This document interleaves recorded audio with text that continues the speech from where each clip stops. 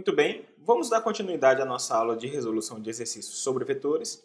E hoje nós vamos resolver mais dois probleminhas. O primeiro deles é esse: você tem três vetores, A, B e C, onde cada um deles tem módulo igual a x, como fala o enunciado, e com origens coincidentes. Eu quero calcular o vetor resultante, que é o nosso vetor soma, onde o vetor soma é igual ao vetor A mais o vetor B mais o vetor C, nos casos do item A e também nesse mostrado no item B. Vamos começar então pelo item A, que é o mais simples. Observe que você tem dois vetores para cima e um vetor para baixo. Conforme nós conversamos na aula anterior, quando os vetores estiverem na mesma direção, porém em sentidos opostos, você subtrai.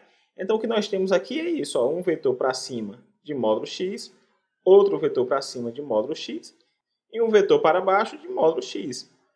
Dessa forma, nós temos para cima 2x, é um vetor maior, 2x, e para baixo um vetor x.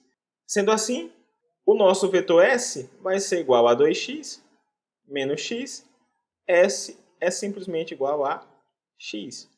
Ou seja, eu poderia pegar esse conjunto aqui e substituir apenas por um vetor na vertical de módulo igual a x. Vejamos o item B. Observe que agora os vetores eles formam entre si um ângulo de 120 graus, cada um deles. Aqui também não apareceu no problema, mas, obviamente, isso aqui tem que ser 120 também. E aí nós vamos resolver esse problema de duas formas. A primeira delas é a forma bisurada, para você ganhar tempo. Toda vez que você tiver três vetores de mesmo módulo, como é esse caso, cada um deles vale x, x, x e x, separados por um ângulo de 120 graus, conforme representado na figura, o módulo do vetor soma é igual a zero. Então, S é igual a zero. Aí você vai perguntar para mim, sempre, apareceu três vetores de módulos iguais e o ângulo formado entre cada um deles é de 120 graus? Nem pensa, o módulo do vetor soma vai ser igual a zero. Mas vamos partir do princípio que você não sabe dessa informação. Como é que você faz para calcular, então? Vou apagar aqui só para não confundir com o desenho que eu vou fazer agora. Então veja bem, a primeira coisa que eu vou fazer é calcular o vetor resultante de A e de B.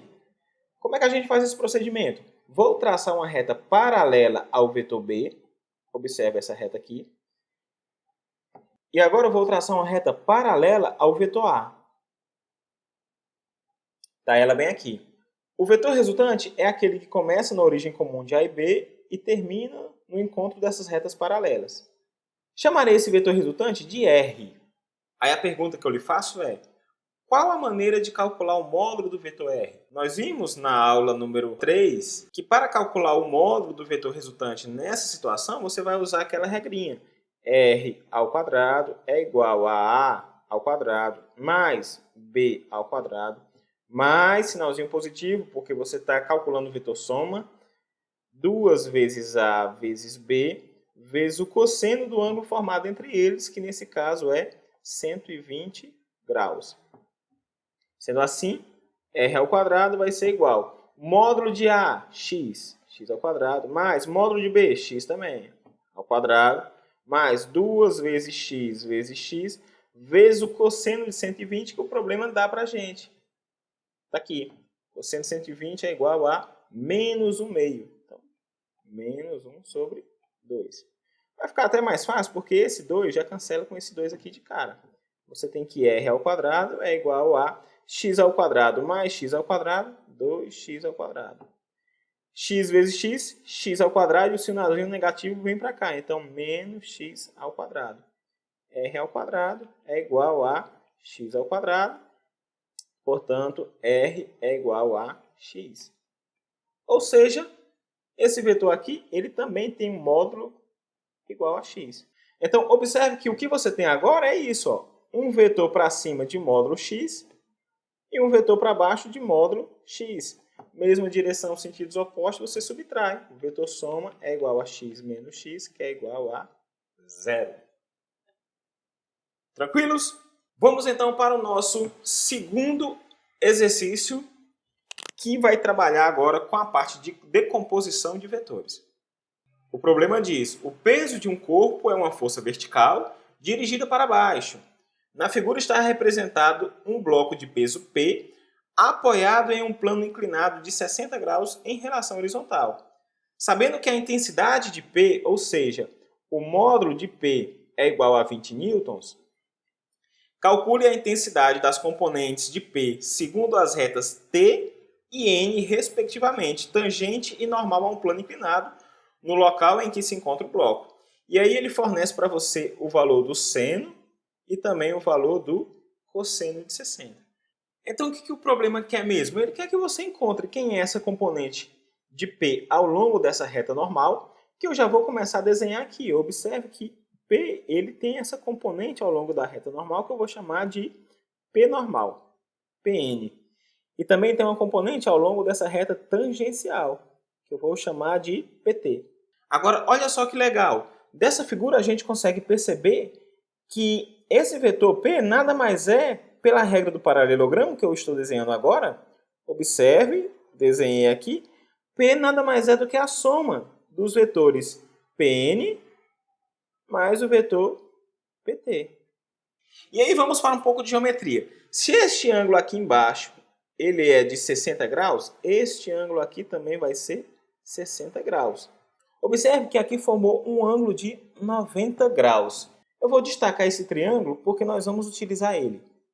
Então aqui eu tenho este triângulo retângulo. Vou colocar ele aqui do lado de fora só para nos auxiliar. Eu tenho aqui é o PN, aqui é o PT e aqui é a minha hipotenusa, que é P. Este ângulo é um ângulo de 90 graus, este ângulo aqui ele tem 60 graus. Só coloquei o triângulo deitado para facilitar nosso entendimento. Então a primeira coisa que nós vamos fazer é ver quem é o seno de 60 graus, que nesse caso vai ser igual ao cateto oposto, que é o PT, sobre a hipotenusa, que é P. Olha ela bem aqui. Logo, PT é igual a P seno de 60. Mesma coisa eu vou fazer para o cosseno. Cosseno de 60 vai ser igual a cateto adjacente, que no caso aqui será o PN, sobre a hipotenusa, que é P. Logo, PN vai ser igual a P cosseno de 60. E agora nós vamos substituir os valores. PT vai ser igual a P, que vale 20, vezes o seno de 60, ele fala no problema que é 0,87. Isso daqui vai ser igual a 17,4 newtons. Mesma coisa nós vamos fazer para o PN. Ele vai ser igual a 20 vezes, agora eu quero saber o cosseno de 60, que vale 0,5, conforme dado no enunciado. E então eu tenho que PN vale 10 newtons. Essas são as respostas. A componente tangencial, PT, 17,4 newtons, e a componente normal, PN, 10 newtons. Por hoje é só. Espero ter ajudado. Na próxima aula nós vamos fazer mais uma vez resolução de exercícios e eu aguardo vocês. Até lá!